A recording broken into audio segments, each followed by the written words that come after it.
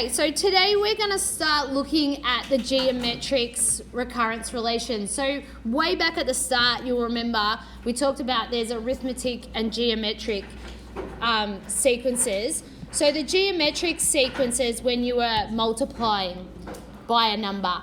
So when you've got growth in a geometric, you're multiplying by a number. Oops. Oh no.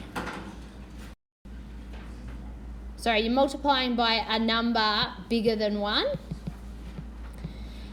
And then if you're decaying, you'd be multiplying by a number less than 1. Okay? So you'll see these formulas down here. So you might see something where, say if it was a growth term and you were doing a recurrence relation, you'd be getting the next one by timesing it, say something like that. So you're timesing by 1.02, so it's growing by a little bit, 2% every time, all right? So that's what we're doing. We're going to look at those, and obviously we're going to look into financial models of those. So what do I mean? I mean like scenarios where we have financial situations. So the first thing we're going to look at is actually compound interest. So it is like a growth, or geometric growth. So if you invest and you do compound interest, what you're doing is you're going to gain extra, but it's not like arithmetic or simple interest where it's the same amount. It'll be a different amount every time. So if you thought about it, say for example, you invested $1,000 and then you were going to get 10%, say compound interest. So what's the difference between, oh sorry, I didn't spell that right. So 10% compound interest, so say after the end of the first year, you'd get 10% of 1,000, so it would be $100. So you'd have 1,100. So what happens is, so that's at the end of the first year, then the next year, you're going to get 10% of that new total. So what you'll actually be adding is 110. So this one we added 100, and then the next time. So can you see the amount is different, isn't it? It's an increasing amount. So what you'll see then when you do compound interest, if you had the value of so how much money you have in over time, you'll see the graph curves because it's a different amount every time. It's getting bigger. So that's what compound interest is, and that's what banks do. Banks will give you compound interest. Not many scenarios have simple interest. So certain little companies might do simple interest, like maybe, I don't know, mobile phone or something, but not big things. So investments, you'll get compound interest, or if you're loaning, they'll charge compound. So they're always going to be charging interest on your new total amount. All right, so we're going to look at this compound interest. So here is when we have a recurrence model. So we know, if you remember back, we've got the summary sheet on the back of our notes. We'll be using that and I'll show you, but this is just explaining. So we know this is a recurrence relation. We put the principal. So the principal is the original amount that you might be investing. And you see here, this R bit, that's what you're multiplying. That's the multiplying part. And how you work it out is here.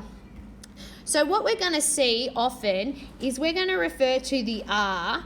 That's going to be the percentage rate per annum. What did I mean by per annum? Per year. So often the banks will always state the per annum rate.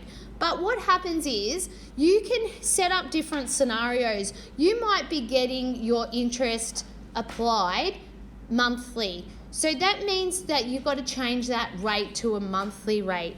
So often when you're calculating this, what you're going to times it by, you'll see the 1, because the 1's going to give you what you've already got. Then you're going to do the rate. Now you'll see in future, we're going to see this PPY divided by 100. It's not listed in there. We might want to pop it there. That we normally see PPY over 100 added into that. So PPY means how many times it's going to be charged per year. So when I said monthly before, say for example, so if I said monthly, this would be 12. Okay, if I said quarterly, that'll be 4 and stuff like that. So we have to take that into account. All right, so that is the recurrence formula. Now with the other ones, we have this nth term formula. And so there you can see the nth term, it's using that big R again, and you still find it the same way. Okay, so we'll see this in a few examples. So let's move ahead. So here's what I'm talking about. We're going to see that sometimes it depends on how they're going to charge your interest, whether they're going to do it annually. Annually means it will just be done once. Now 6 monthly means twice a year. But what I see, they often use the word biannually. I've seen that in a question. So just be careful, or yearly or something. It just means twice a year. Just be aware of that. Not very popular. These ones here, these last ones here, very common in your questions. So quarterly, because often that's what people are looking at, the quarters.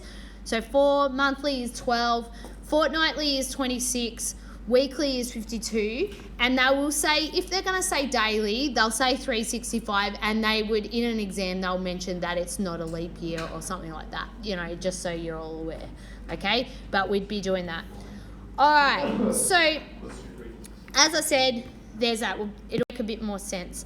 All right, let's do this question. So this is an example. You've got this in your notes, but you haven't got this. I was just showing you, this is what we would be looking for in our formula sheet. So we've got the following recurrence relation can be used to model compound interest. So where they say that compound interest, that's where I know I need to go to this part of my formula sheet. And they said it's an investment. So you see there, both of them, it's stating this is where I go. Now they invest 2,000. So you know that's your initial. So get ready and say, all right, that's VO. Paying an interest of 7.5% per annum. So they've told me the R there as well. Now they have set it up in a recurrence relation. So remember back on our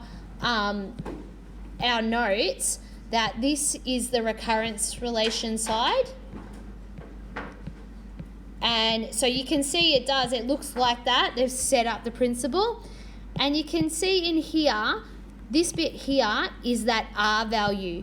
So how they found that is they went 1 plus the rate over PPY over 100. Now, because this is just a yearly formula, what they've done is that they've done 7.5. It's actually just 1 because it's a yearly formula.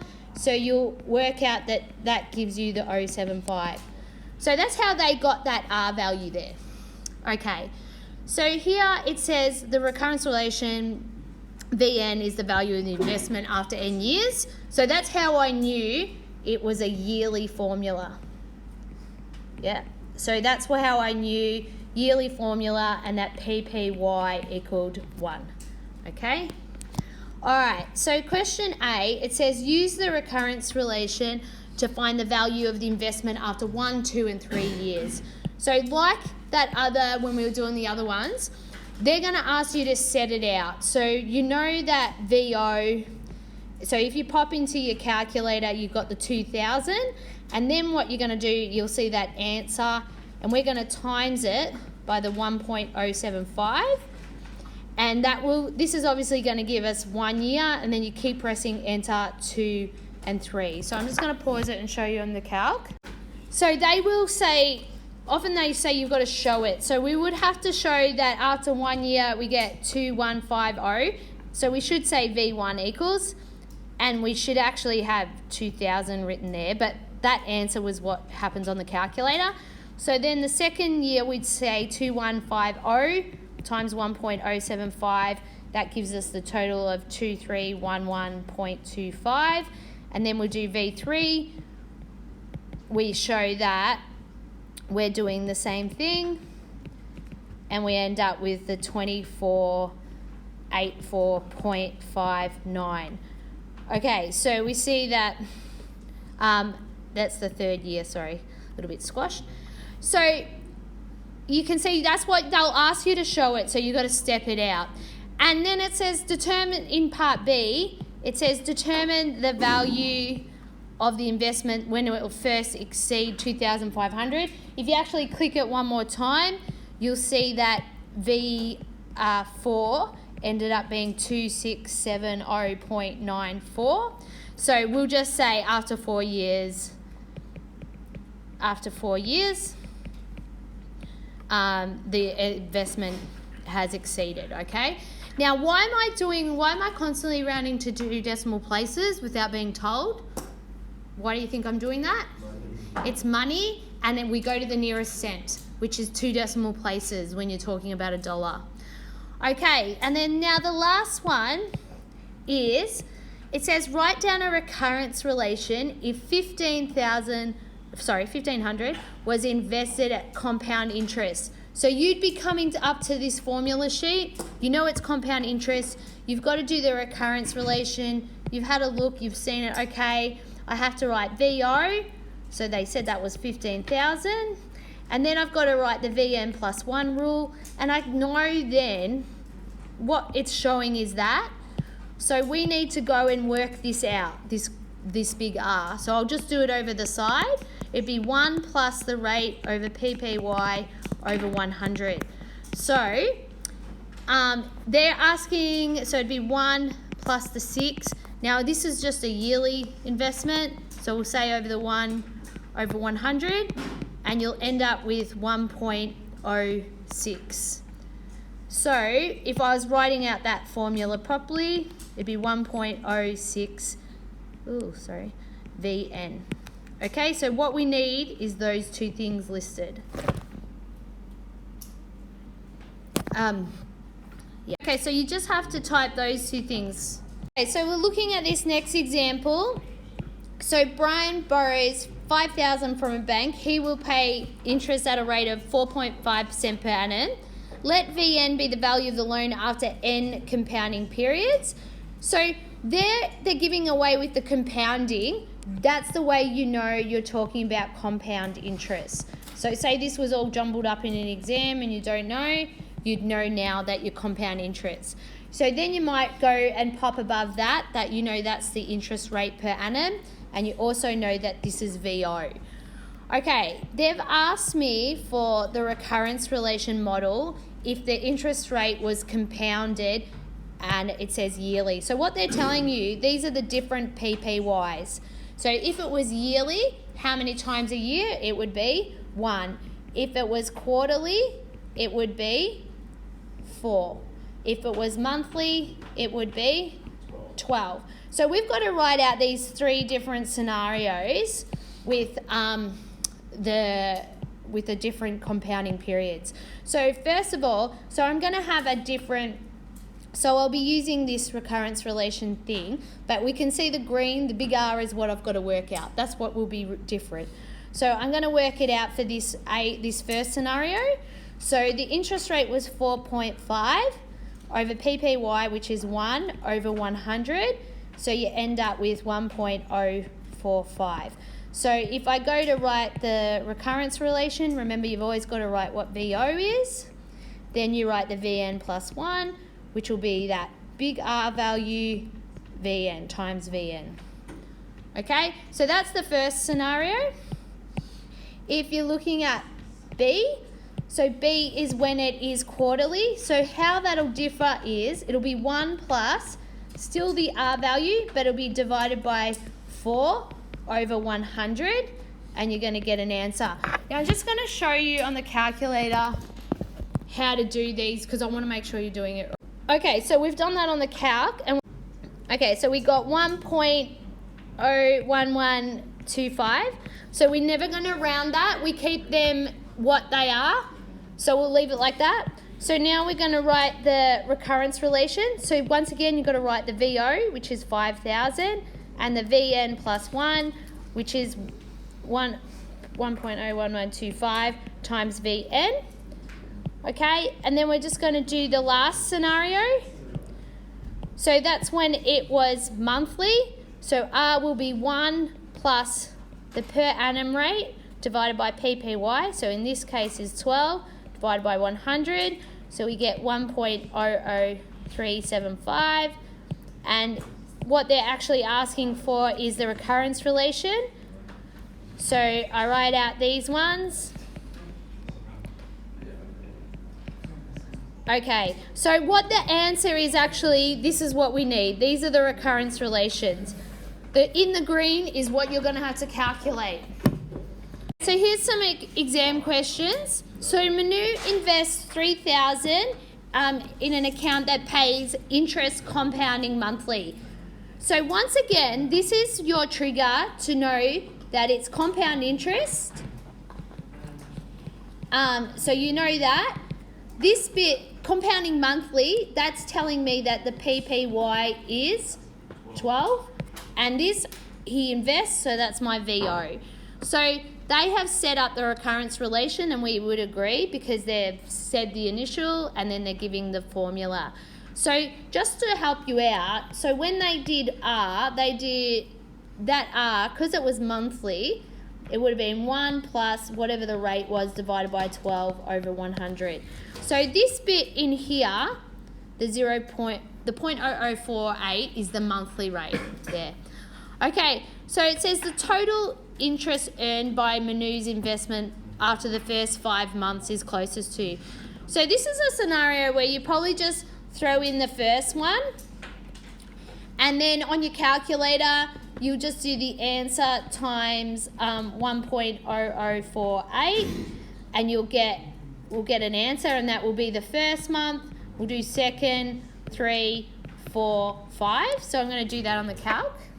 Okay, so the first one I got was 3014.40, and then when I got to the fifth one, I had 3072.69. So when you're trying to find the interest is how much extra he has gained. So if you think interest will be the final amount, or the amount you're at, minus the initial value. So really, which is like the VO. So in this case, it would be V5 minus VO. So that, we had 3072.69 minus what they actually originally invested. So their interest is 72.69. So there you go. All right, the question 26, it says, Ray deposited $5,000 into an investment account and 3% per annum, compounding quarterly. So I know it's compound interest because of the word compounding. I have seen that this is the R value. What's PPY if it's quarterly? 4. And we know that VO is 5,000. Now, we have to be really careful here. They're saying they are going to charge the interest every quarter. But down here, this is a little bit of a nasty question. They want you to write a rule for after N years. But you have to make sure that the interest was charged quarterly. So there's going to be 4 times it's charged. So what we need to do is we need to find the monthly formula. Let's do the quarterly formula, I should say. We'll find the quarterly formula and then have a look at what we get. So the quarterly formula would be, now they're talking over here, they're using the nth term scenario, so I'll use that down here. So it would be Vn equals, now I've got to work out my R, so it would be 1 plus the 3% divided by 4 over 100. So what you end up with that is 1.0075. So the quarterly formula would be 1.0075, and you can see they're writing to the power of n. So remember, n is months for us, okay? And then you times it by VO, which is 5,000. Okay, so if I want to show a formula that showed what happened at the end of the year, 1 year, after years, what do I need to do? I need it to be 4 times that. So can you see the yearly formula would look like this?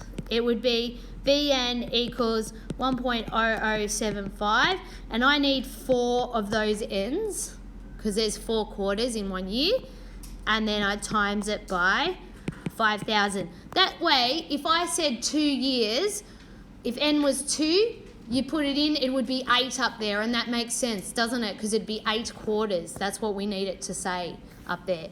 So which answer is that? E, good. Now this is a hard question. Okay, Sam opens a savings account.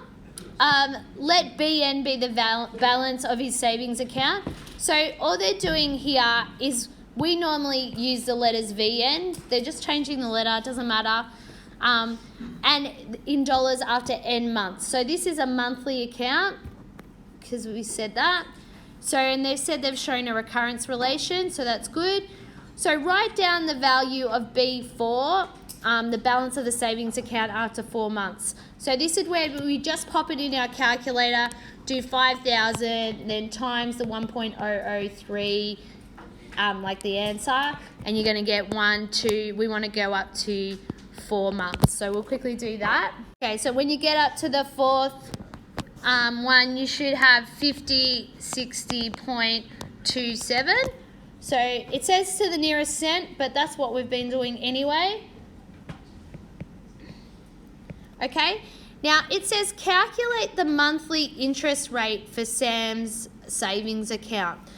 So what you've got to remember is up here, this value up there is what they're timesing it by. So really, it was when they did the 1 plus the rate over PPY over 100. So because this one, they did PPY was 12, when you do the monthly interest rate, the monthly interest rate is the R, the percentage rate, divided by 12, okay? So that's how we'd find the monthly rate. But you can see we've already done that up here. So it's up there, but we need to times it by 100. So really, you're going to do, what you're doing is 0.003 times 100. That's the extra bit. So the monthly rate is 0.3%. So that's the monthly rate. And just for a side note, the per annum rate would have been, which is what we call R, would have been 0.3 times 12, which is 3.6%, okay? Just in case they ever ask something like that. So you just got to be careful. You need to, what they're asking for, they wanted the monthly rate, not the per annum rate. Yesterday we were looking at geometric relations or sequences, and that's where you multiply. Geometrics means you're multiplying the previous term by something, and we looked at the compound interest, or investment or compound loan, and that was when it was growing. So that meant you were timesing it by a number more than 1. Today we're going to look at the geometric decay, which is reducing balance. So we're multiplying by a number less than 1. And so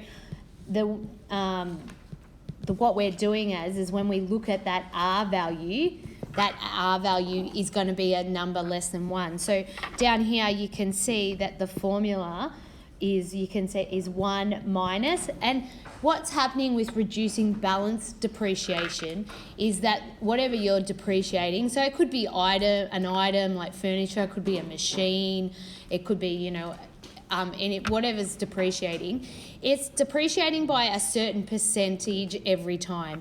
So you'll see that R percentage over 100. So that's the number, this is the number less than 1 there. So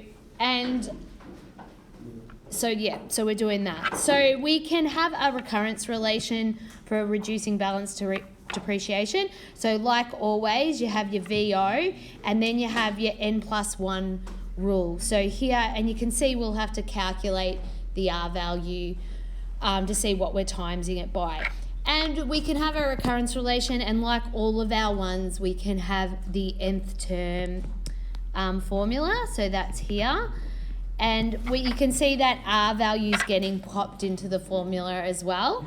And so that's like if we want to find after so many periods of time or whatever, it's quicker to maybe use the nth term. So let's go on to some questions. Okay, so you guys have got the questions. You don't have this up here, but I've popped that. That's off our summary sheet. So once again, we have our summary sheet where shows us how to write the recurrence relation for a reducing balance formula. And this one is the nth term formula. So it depends what we need. But we know when we're doing our questions, we've got them all in that one spot. So the example says, the following recurrence relation can be used to model the value of office furniture with a purchase price of $6,900. So that purchase price there, that's your VO. Okay, so that's your initial start. And they will tell you, which they have, it's depreciating using a reducing balance rate. So that's when you know you're using reducing balance formulas. So that's how you know. They literally have to tell you what you're doing. Because we've had other ones, haven't we? We've had flat rate and unit cost. So they have to tell you the method they're using. So they've told us that, and you can see here we've got the 7%. So that's like your R, that's the little r in your formula. So you can see here they've got the recurrence relation. So this number here is actually what they would have calculated, that big R. So what they did is they did 1 minus 7 over 100, and what that equals is 0.93. So that's how they found that in their recurrence relation. So if you are going to reduce something by 7% every time, so because you're reducing by 7%, but once it's already reduced, then you go again, the actual amount is going to be different every time. So that's why when you see the graphs of reducing balance, so say the value over time, reducing balance will be a curved line, and we talked about that.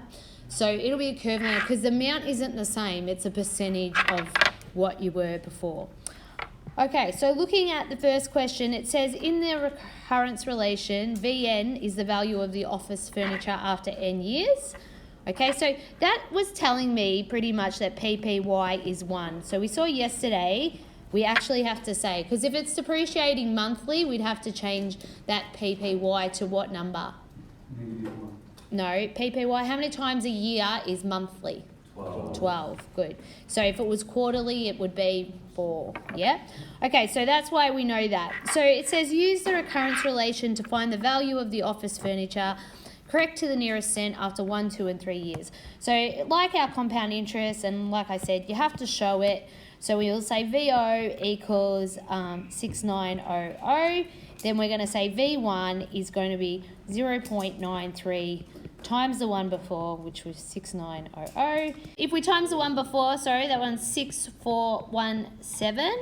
We probably should write 0.00 because they're saying correct to the nearest cent.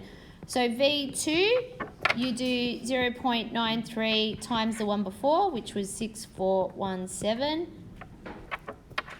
which equals 5967.81. And then we had to find V3, which will be 0.93 times the one before,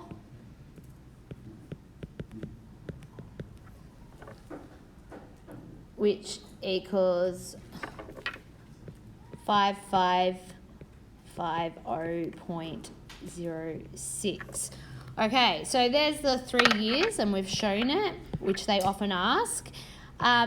Question B, it says determine when the value will be less than 5,000. So you've already got it on your calculator. Just keep pressing enter again. And I got to V4. I got to V5. So if I wrote out V5 equaled 4,825. So we'll just say therefore after 5 years it is less than 5,000. Now the last question, they're asking us to write a recurrence relation if the furniture was initially 7,500. There's my VO. And it's a depreciating using reducing balance rate of 8.4% per annum. So we got the little r there, and we know PPY is 1 because they're just doing it yearly. So first of all, you have to calculate what that big R value, what is the number you're timesing by. So it'd be 1 minus 8.4 over 1 over 100, and you'll end up with your answer of 916.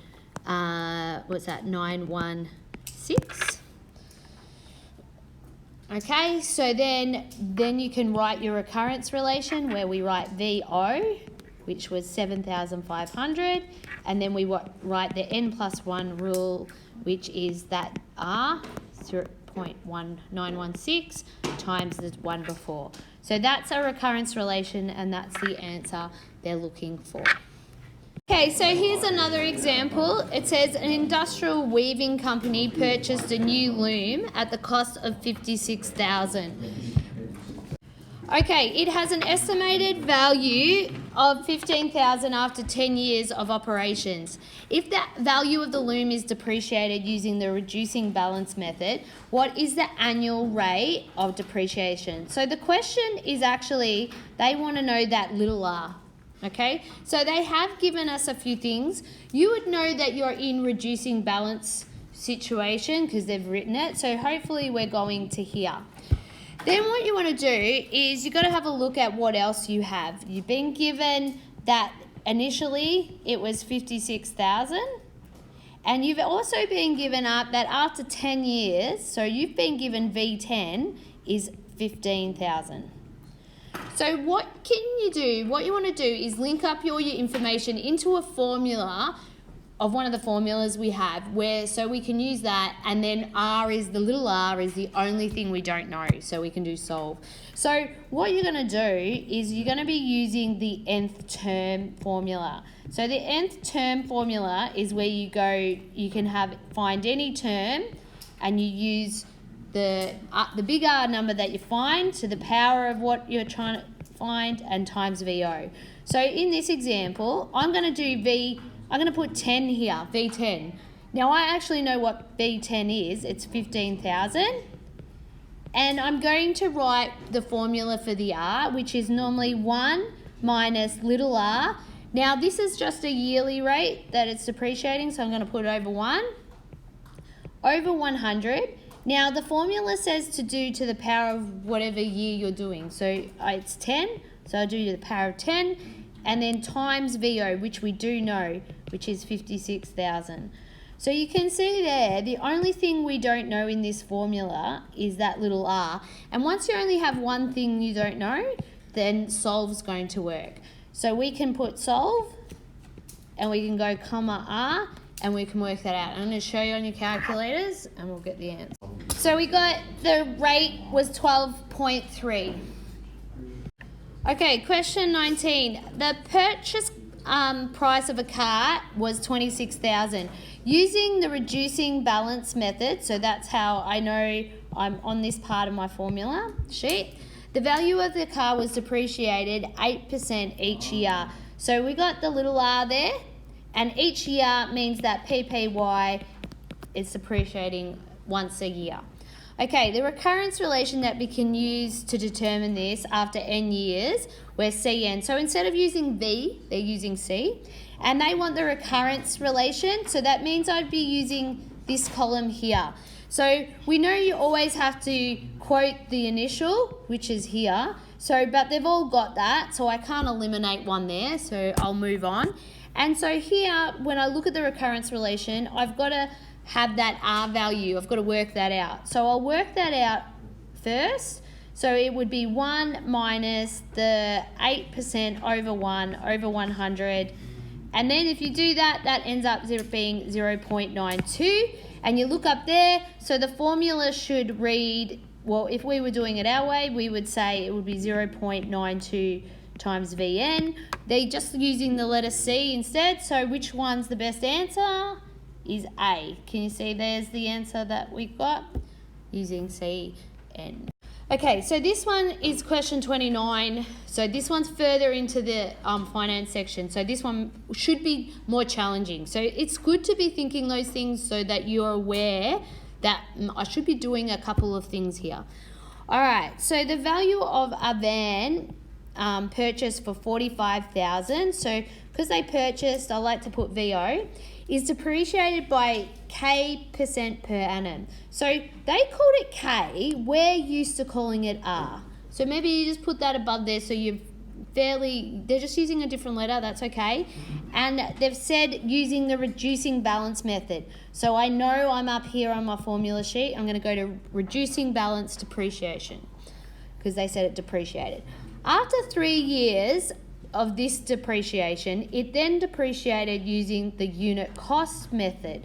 So what's happened with a rate of 15 cents per kilometres? So from year 1 to year 3, so that'd be like saying we'd be at value 3 here. They use the reducing balance. And then they said in the 4th year, so in year 4, they use, so that would be when we're at the end of V4, they use the unit cost method. Okay? So they're two different methods. So it says the value of the van after it travels 30,000 kilometres in the 4th year is thing. So at the end of this, they pretty much told me at the end of V4, it was valued at 126,166.24. So, but we want to go back and find the value of K. So like before, when over here, if we were in the reducing balance method and we're trying to find K, we know we've got VO equals 45,000. We need another one so we can use that nth rule again. Okay, so I'm going to tip, we're going to go back and try and find what V3 is.